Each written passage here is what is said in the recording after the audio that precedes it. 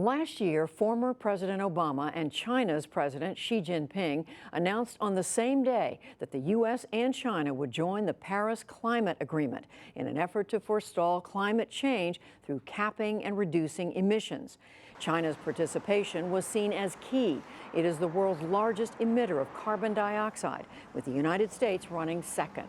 But on June 1st, this month, President Trump announced his intention to withdraw from the agreement, citing possible economic harm to the U.S. 4 days later, the top American official in China, the chargé d'affaires in Beijing, tendered his resignation, citing the president's withdrawal. His name is David Rank. He served 27 years in the Foreign Service, and he joins me now for his first interview since leaving government. David Rank, welcome. You knew when Donald Trump was running for president that he had said the U.S. shouldn't be in this climate accord. What was your thinking then? Boy, I've served 5 presidents over 27 years. I have been through a lot of presidential campaigns. I've heard a lot of things, both about the U.S.-China relationship and about other issues. I suppose I thought, boy, that's a bad idea, but there are a lot of bad ideas talked about in presidential campaigns, and we'll see what happens when he becomes president. And so when he made that announcement, what was your reaction? You know, Judy, up until the day, in fact, I would say the day before, it kind of caught me off guard. It seemed so improbable that the U.S. would pull out because Paris is, as a symbol of U.S. leadership in the region and the world, I mean, the benefits that accrue from being a leader and being in Paris just seemed to be so obvious that it sort of caught me off guard. What were the benefits in your mind? I mean, look, how many agreements are there in the world where 2 countries, now all but 3 countries in the world are members, countries that are sort of the closest partners we've had for 70 years. It's one of the most important issues to those countries. And so, you know, the benefits of being the leader in that, of as you said, working together with China to bring about, to make the Paris Agreement possible, and being the true leader on climate issues really is a remarkable benefit to. Why does climate matter to you? Well, as I explained to my staff when I went, you know, not only did it bother me from the perspective of bad policy, but also of the obligation we have to our kids, and frankly, the moral obligation I feel to take care of the planet we have been given and the planet we will leave our children and their children.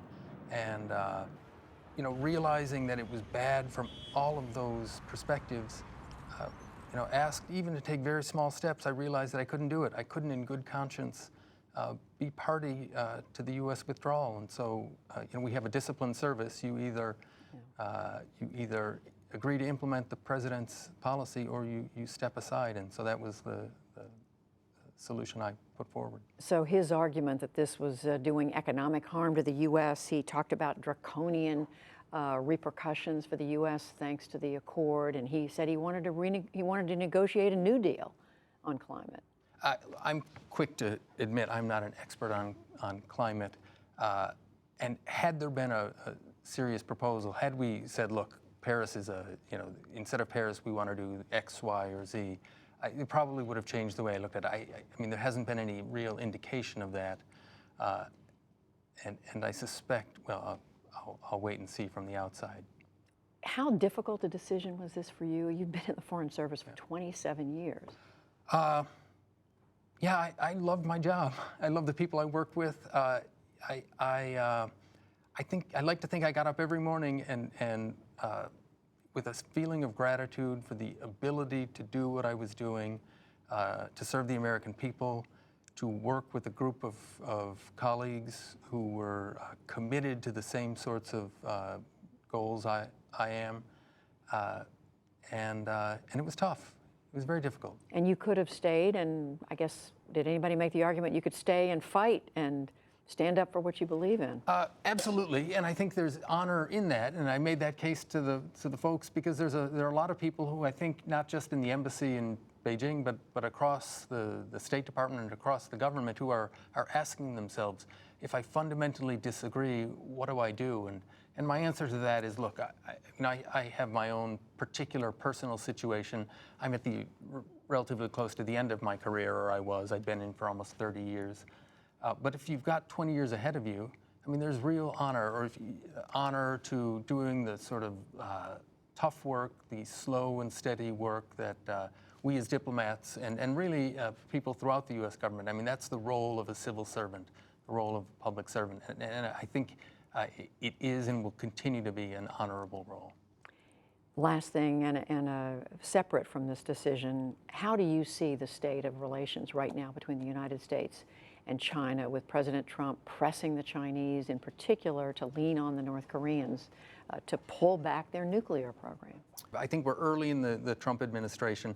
I think it's a positive thing that the president and his senior advisors have made it clear that it's an important issue, that we have to grapple with it with North Korea. You know, it's not the only issue between the United States and China, but it certainly is the one that is on the front burner. But I think it will be a challenge. It'll take hard work every day, not just by the president, not just by the Secretary of State, but by the colleagues of mine who are still in Beijing and colleagues in the State Department and the Department of Defense and elsewhere in the U.S. government. It's a real challenge to the United States. David Rank, the former chargé d'affaires at the U.S. Embassy in Beijing, China, up until, what, about 8 or 10 days ago? That's right. Thank you very much for talking. Judy, thank you very much.